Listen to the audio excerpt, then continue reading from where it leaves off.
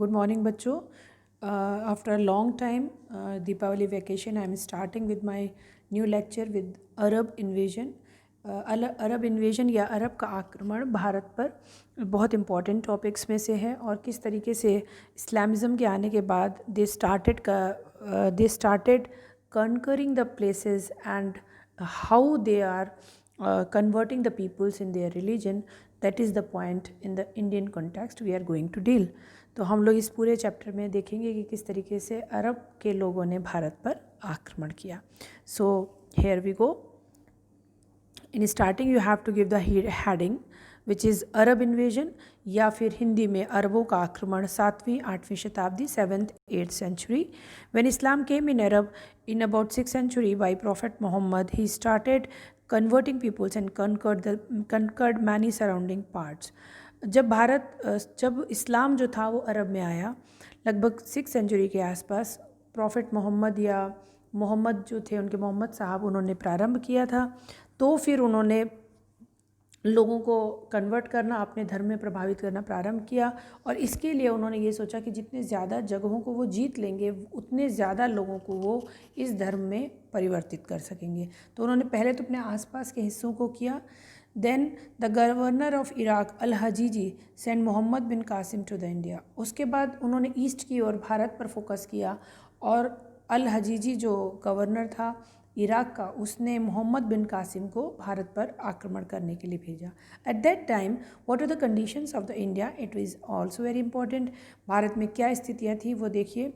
Kashmir's ruler was Muktapida Lalitaditya who defeated Yashovarman of Kannauj. Kashmir का जो शासक था उस समय मुक्तपिंड ललितादित्य था और उसने कन्नौज के शासक यशोवर्मन को हरा दिया था. Kannauj was expanded. अब यशोवर्मन की टेरिटरी बता रहे हैं. Kannauj was expanded from the Punjab to Bengal and Himalaya to Narmada river.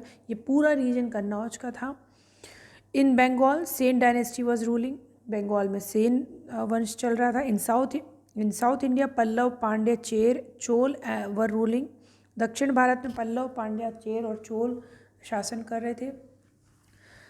Ruler of Sindh was Dahir.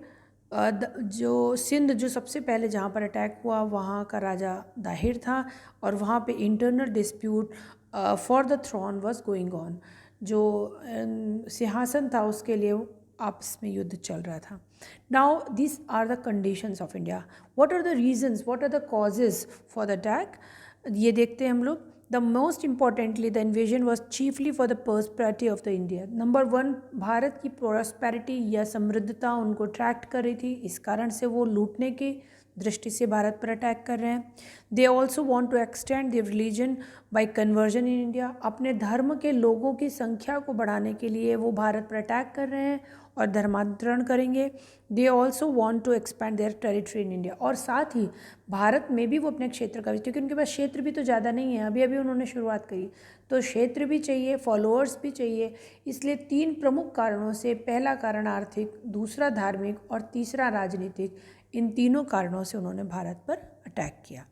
Attack of Mohammad bin Qasim. अब उस अटैक को देख लीजिए. He attacked on Sindh. Very soon he conquered Sindh from the Dahir and also Multan. Sindh पर दाहिर जो कि एक ब्राह्मण वंशी राजा था उसका शासन था.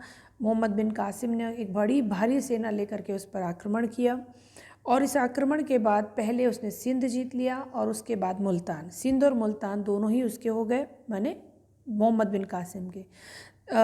This was called the battle of Rewar. उसको रेवार का युद्ध कहते हैं. Sindh and Multan were now added in the territory of the खलीफा.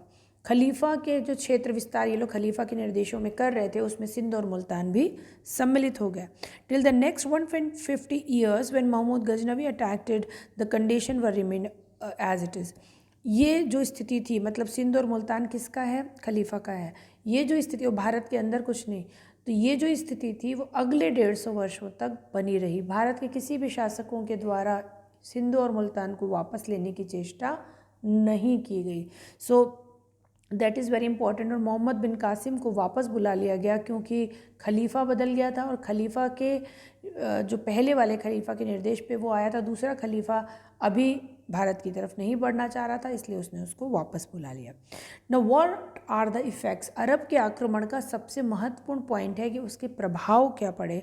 बहुत इंपॉर्टेंट प्रभाव हैं बच्चों, और क्वेश्चन में भी पूछे जाते हैं, अलग से भी प्रभाव पूछे जाते हैं। तो आपको अटैक ज़रूर लिखना है, क्योंकि इट्स अ स्मॉल डिस्क्रिप्शन, बहुत ज़्यादा नहीं है, तो आप अटैक के साथ ही इफ़ेक्ट बताइए।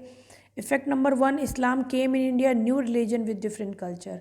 पहली बार भारत में एक नए धर्म का प्रवेश हो रहा है जो कि बिल्कुल विभिन्न प्रकार की संस्कृति को बिलोंग करता है। सो इस्लाम भारत में आ रहा है, ये पहला इफ़ेक्ट। दूसरा, इंटरनल स्टेट्स वर इनडिफरेंट। इस अटैक से केवल नॉर्थ वेस्टर्न हिस्सा या सिंध और उसके आसपास का हिस्सा जो था वो अफेक्टेड हो रहा है। अंदर के जो राज्य हैं वो बिल्कुल उनको पता भी नहीं है कि उधर क्या चल रहा है, तो वो अनअफेक्टेड है। The art of the administration, देखिए ये सारी चीज़ें बहुत इंपॉर्टेंट है। The art of the administration, astronomy, music, painting, medicine and architecture वो learned by the Arabs from our land और फ्रॉम इंडिया। कौन कौन सी चीज़ें भारतीयों से सीखी उन्होंने? आर्ट ऑफ एडमिनिस्ट्रेशन, प्रशासन करना आता ही नहीं था, नया नया राज्य उन्होंने अभी अर्जित करना शुरू किया। धर्म, अपने धर्म के बारे में तो बता रहा है, लेकिन राज्य के प्रशासनिक दृष्टि से नहीं। तो सबसे पहले प्रशासन सीखा। ज्योतिष, संगीत, चित्रकला, औषधीय ज्ञान और वास्तुकला, ये सारी ही चीज़ें उन्होंने भारत से सीख करके वहाँ पहुँचाई। Arabians also spread Indians astronomy, philosophy and numerals to the Europe. अरब कहाँ है? बीच में है, किससे? इंडिया के और यूरोप के। तो टर्की से होकर के, क्योंकि टर्की में ही खलीफा बैठा है, टर्की से होकर के यूरोप शुरू हो जाता है।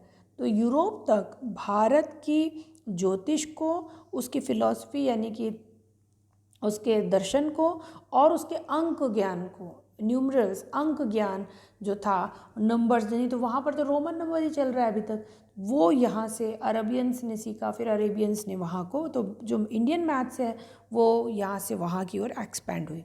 After Arabs, Turks attacked India in 1000 AD by Mahmud Ghaznavi till the war was एक तरीके से पॉज्ड, मतलब 150 साल तक लगभग कोई भी आक्रमण नहीं हुआ। उसके बाद तुर्की लोगों ने वहाँ पर अटैक पहले करके अरब पर अपना पूरा अधिकार कर लिया, और फिर इन्हीं तुर्की लोगों ने भारत की ओर बढ़ करके महमूद गजनवी के रूप में पहला अटैक 1000 AD में किया। सो वहाँ से हम टर्की अटैक्स देखते हैं, तुर्की आक्रमण देखना शुरू करते हैं। So this is sufficient for the today's lecture बच्चों। This is very important according to the question answers. Impact of Arabians invasion is very important. आप लोग इसको लिख करके अपना लेक्चर तैयार कर लीजिएगा। In next lecture we will meet with the attack of the Mahmud Ghaznavi. Till, take care and have a nice day.